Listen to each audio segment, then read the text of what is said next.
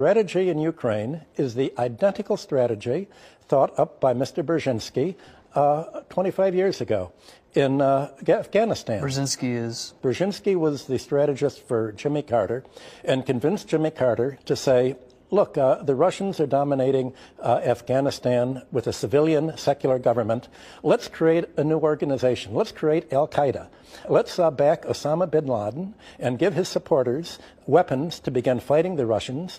And we can pull a coup d'etat there. And the Russians will fight back, and then we'll say the Russians invaded.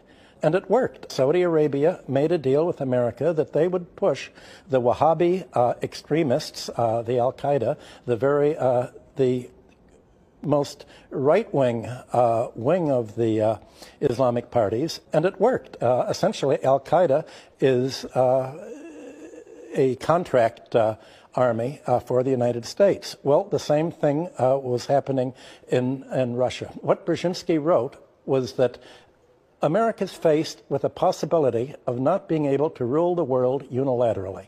And that would be a disaster for democracy.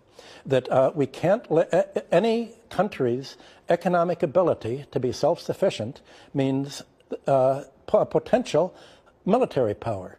And in order to prevent any country from threatening America militarily, you have to prevent it from developing economically.